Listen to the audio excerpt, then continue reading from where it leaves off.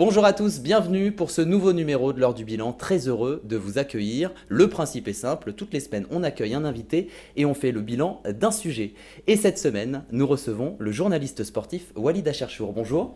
Bonjour Nico. Bienvenue sur notre plateau. Un plaisir partagé. Et bon, on va passer d'ailleurs tout de suite à la première partie de cette émission. C'est le sujet de la semaine. Et dans le sujet de la semaine, l'année prochaine, on fêtera les 20 ans de la victoire des Bleus à la Coupe du Monde. Et c'est vrai que c'est l'occasion de revenir un peu sur tout ce parcours de l'équipe de France.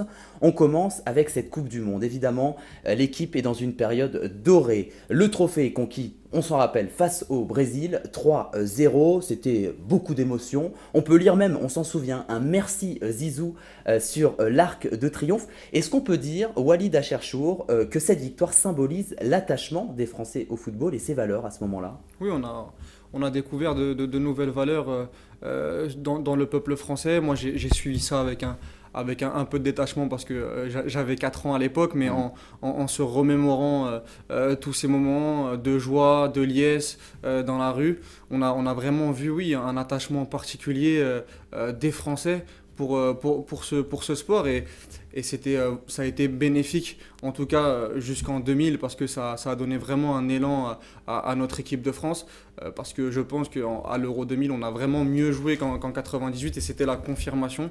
Après, par la suite, on en reparlera, ça a été un peu plus dur, mais oui, l'élan populaire a vraiment facilité le parcours des Bleus, notamment à l'Euro 2000. Vous êtes nostalgique de cette époque, même si vous aviez que 4 ans, quand vous revoyez les images, qu'est-ce que ça vous fait, cette victoire qu'on n'a jamais re-eue depuis ?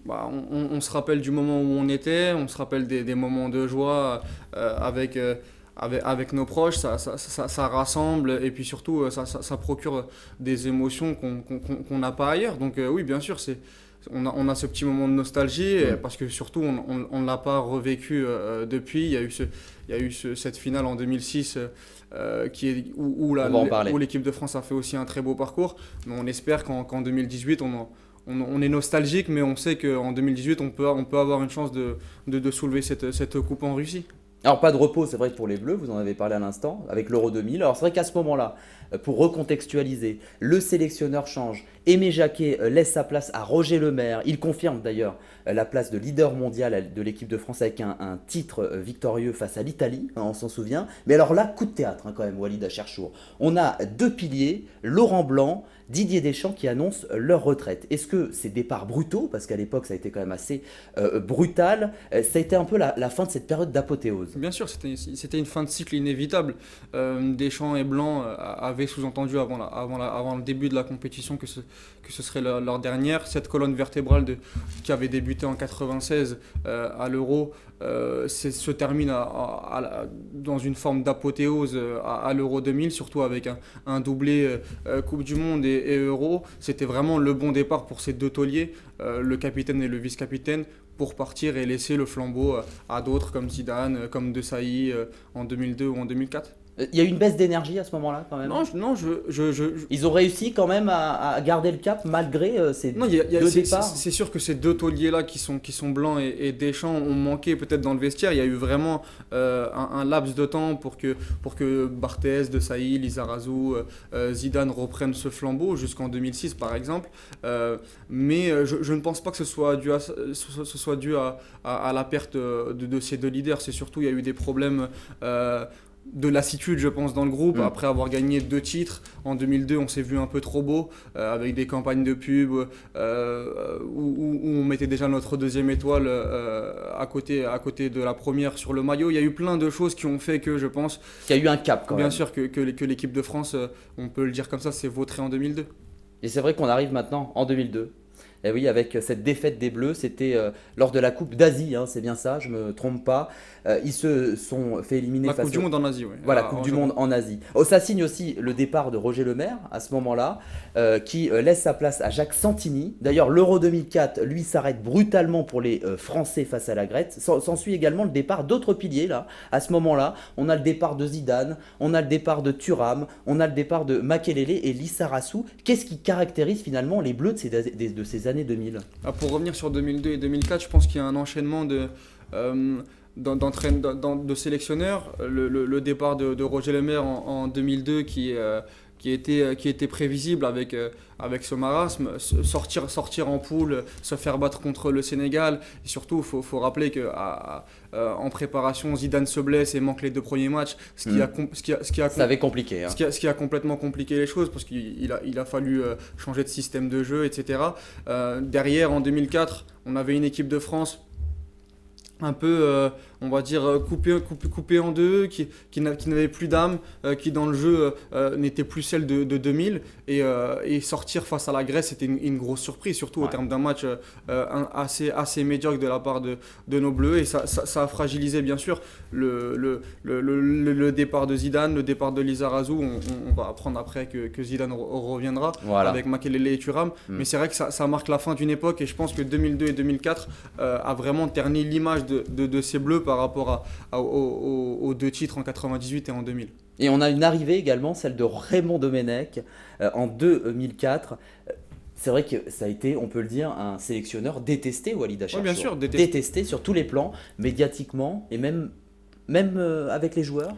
Je sais pas si avec les joueurs, mais en tout cas, oui, il y avait un jeu médiatique entre Domenech et la presse, un peu comme ce qui s'était passé avec Jacquet avant 98. Mais Jacquet a répondu aux attentes en gagnant cette première Coupe du Monde. Mais c'est vrai que Domenech, en 2004, on arrive à un point de non-retour. Il y a énormément de joueurs, on l'a dit, et de leaders, dont Zidane, qui mettent un terme à leur carrière internationale. Il a fallu complètement faire une refonte. Domenech vient des espoirs, donc il fait monter une nouvelle génération. Rappelez-vous des Bernard Mendy, des Louis Ndoula. On n'a pas compris un nouveau système, notamment en 3-5-2. Et on a eu vraiment une année très très difficile. Et derrière, on a eu du mal à se qualifier pour cette Coupe du Monde 2006. Il a fallu rappeler, en tout cas, Zidane, Makelele et Thuram, cette colonne vertébrale, ces leaders, ces top players, comme on les appelle, qui ont su on va dire, accompagner Thierry Henry et Barthez pour aller se qualifier en Allemagne, ce qui a été très très compliqué. Il faut se rappeler de ces matchs en Irlande, ces matchs de qualification où ça a été très très compliqué pour à la fin faire une finale en Coupe du Monde. Mais c'est vrai que le passage de Domenech restera pas une grande satisfaction. Surtout que ça a duré quand même pas mal de temps. C'est vrai que sur un plan médiatique, j'ai même un souvenir, Walid Acharchour, du frère de Raymond Domenech qui est invité dans une émission de télé. C'était sur France 5, il me semble, dans C'est à vous. Et le thème de l'émission, c'est « N'avez pas vous honte d'être le frère de Domenech ?» Il était devenu un peu une tête de turc, Raymond Domenech. Oui, pour plusieurs choses. La première, je l'ai cité précédemment, le fait que par rapport à la presse, il y avait vraiment un jeu assez malsain. Et la deuxième chose, c'est que on n'a rien vu. En 2006, beaucoup disent que le groupe s'est autogéré, notamment avec les 3 que j'ai cités, Zidane, Thuram et Makelele, qui ont vraiment pris les rênes de ce groupe, et Domenech était un accompagnateur. Et après 2006, on a vu que Domenech, dans le jeu, c'était très très moyen, pour pas dire médiocre, avec une équipe de France qui n'avait pas d'idée de jeu. Et ça aujourd'hui, le peuple français, on en parlait en 98, il faut faire rêver les Bleus, il faut faire rêver le peuple français qui suit ce football-là, et Domenech a laissé une trace assez négative. Alors c'est vrai qu'on a le souvenir aussi du coup de boule de Zidane, il y a eu toutes ces périodes, également une grève sur le terrain en 2010. On va s'intéresser aussi à cette année 2010 avec la Fédération française de foot qui limoge aussi Domenech à ce moment-là, pour laisser sa place à Laurent Blanc. Le sélectionneur d'ailleurs passe en coup de vent parce qu'il part en juin 2012 par rapport à la période 2004-2010 de Raymond Domenech. Pourquoi il est resté si peu Laurent Blanc à ce moment-là ? Je pense qu'il y a eu des différends avec Noël Le Graët par rapport à Laurent Blanc voulait plus de garanties, je pense en termes de salaire, et puis surtout un contrat beaucoup plus long. On voit qu'aujourd'hui, pour durer en sélection et pour amener des résultats, il faut un cycle de 4 ans, et Noël Le Graët, après ce qui est arrivé avec l'épisode Domenech, ne voulait plus reproduire les mêmes erreurs, donc il a proposé un poste de 2 ans, ce qui n'a pas plu à Laurent Blanc. Le climat était délétère entre les deux, et Noël Le Graët avait l'ambition de ramener Deschamps dès qu'il a pris les rênes de la Fédération française. C'était vraiment un objectif, parce que Deschamps avait remporté le championnat de France avec Marseille, et il avait le vent en poupe dans le championnat français. Et je pense que c'est un tout qui a fait que Laurent Blanc est parti en 2012. Et surtout, le quart de finale contre l'Espagne où il avait fait une erreur tactiquement. Il était aussi décrié dans la presse. Je pense que voilà, c'est tout ça qui a fait que Noël Le Graët s'est séparé de Laurent Blanc.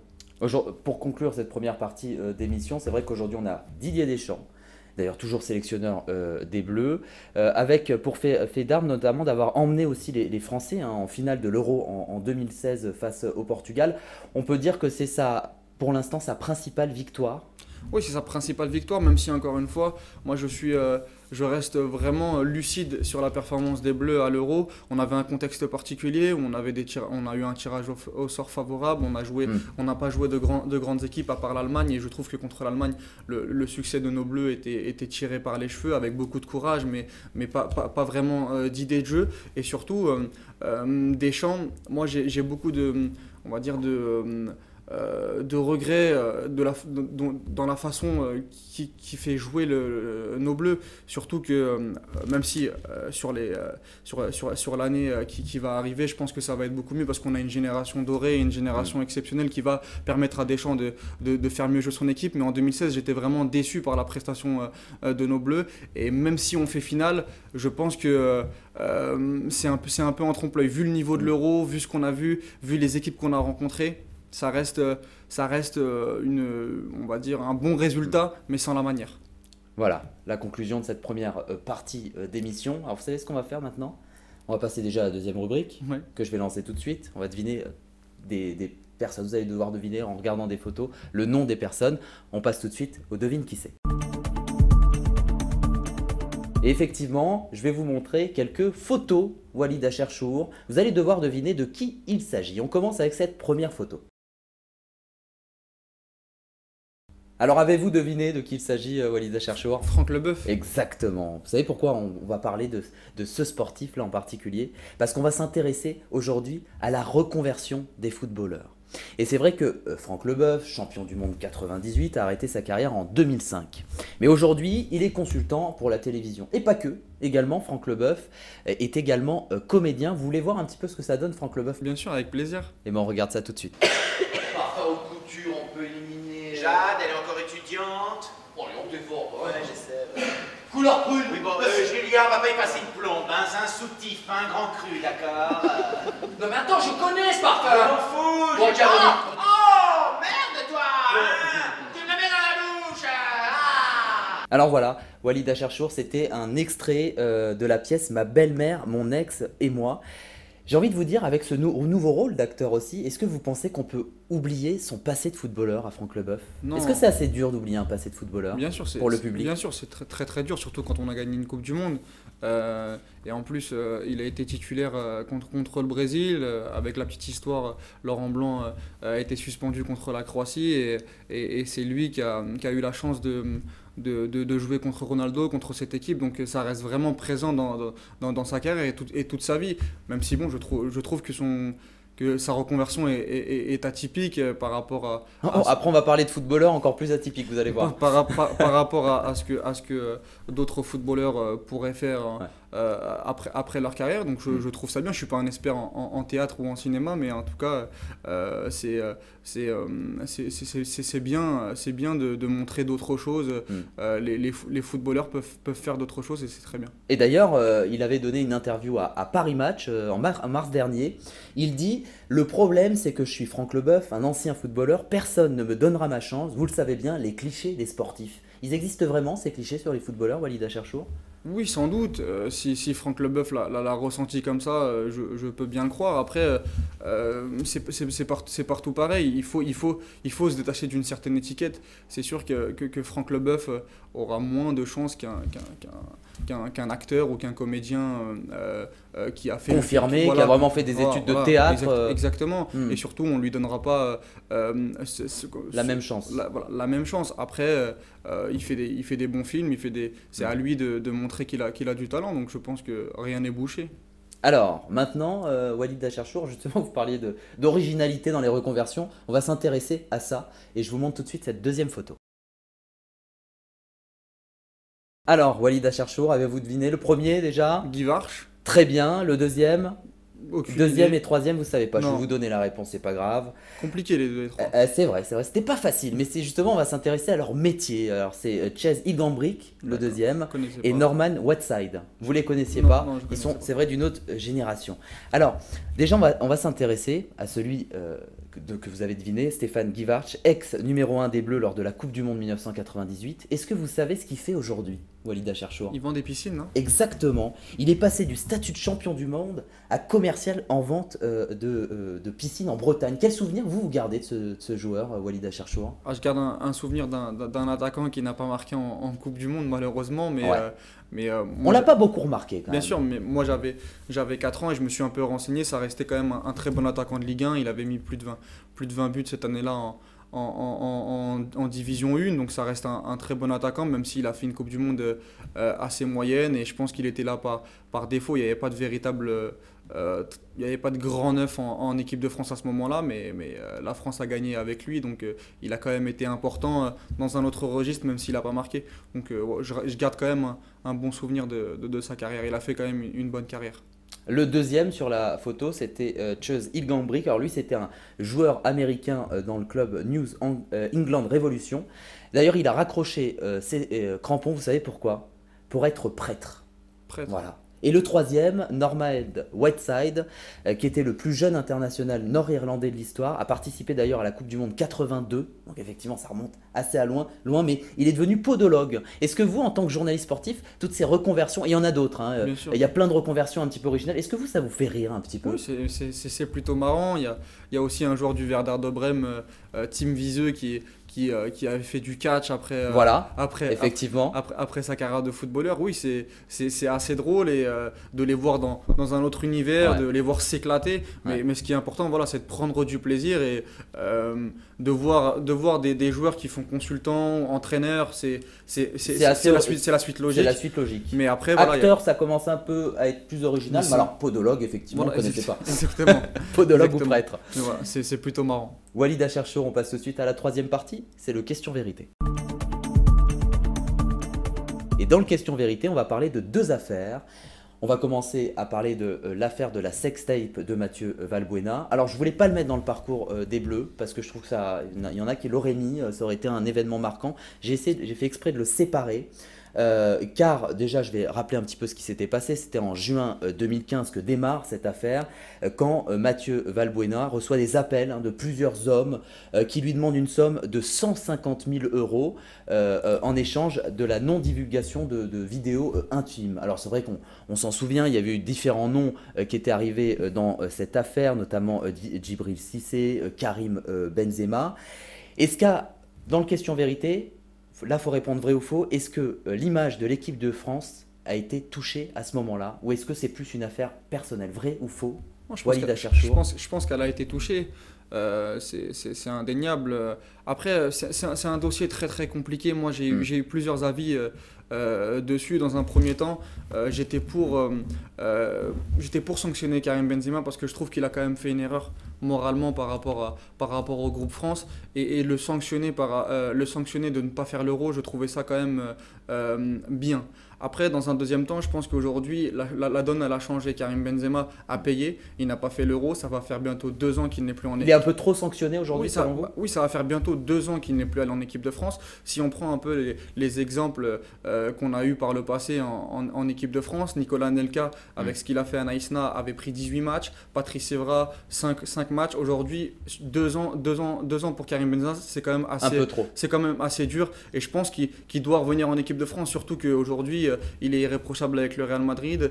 Ça fait 7 ans maintenant qu'il est numéro 9 de l'un des plus grands, pour voir le plus grand club du monde. Et quand on voit ce qui s'est passé avec François Fillon pendant les présidentielles, quand on voit que les frères Karabatic ont été condamnés hier ou avant-hier et qui continuent à jouer pour l'équipe de France, je pense que Karim Benzema aujourd'hui peut revenir en équipe de France et doit revenir en équipe de France. Après, on sait très bien qu'il y a eu une cassure avec Deschamps depuis l'interview. Oui, il y a ça aussi. Depuis Il y a cette cassure avec Deschamps. depuis l'interview qu'il avait donnée à Marca, Ouais, et je ouais. pense que Deschamps est quelqu'un de rancunier. Et moi, je le dis à chaque fois, je pense qu'il qu'un seul homme qui peut ramener Karim Benzema en équipe de France, c'est Zinedine Zidane quand il sera sélectionneur. Alors, est-ce qu'il le sera dans 6 ans, dans 8 ans? Est-ce que Karim Benzema aura terminé sa carrière à ce moment-là?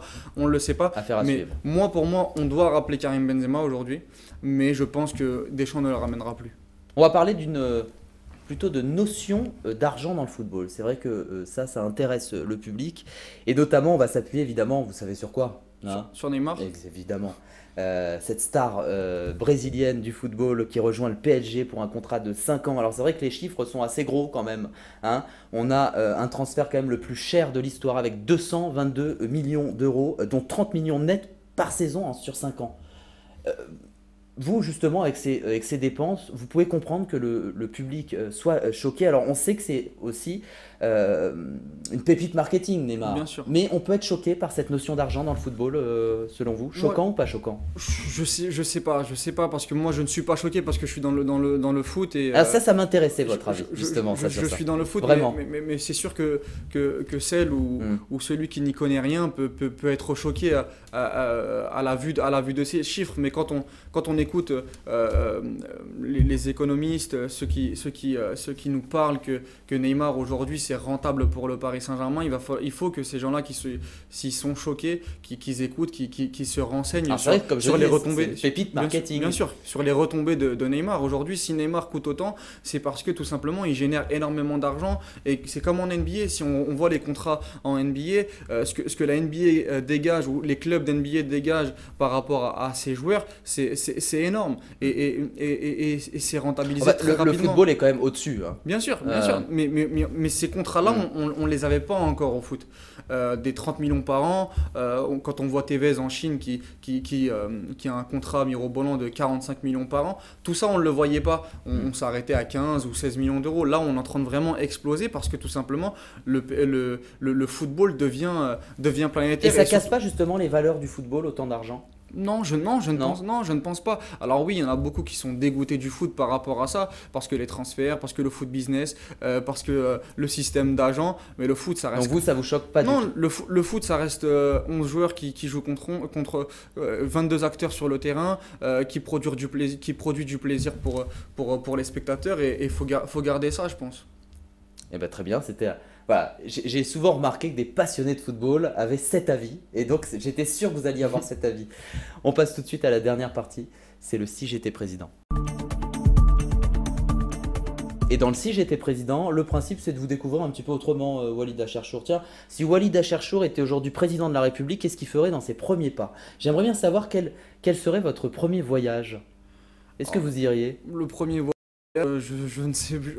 C'est compliqué. Je pense que j'irai me reposer dans. Ah bah non, pas déjà, pas dès le début. Non, mais si, Après la campagne. J'irai me reposer après la campagne. Je pense dans une belle île avec ma famille et avec ma femme et mes enfants ne faites pas du Sarkozy. Pour reprendre un peu d'énergie et derrière surmonter la crise ou surmonter.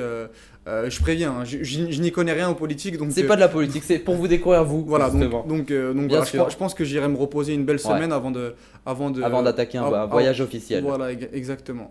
Tiens, est-ce qu'il y a une personne comme ça que vous souhaiteriez absolument voir au gouvernement? Peut-être un sportif? Tony Parker.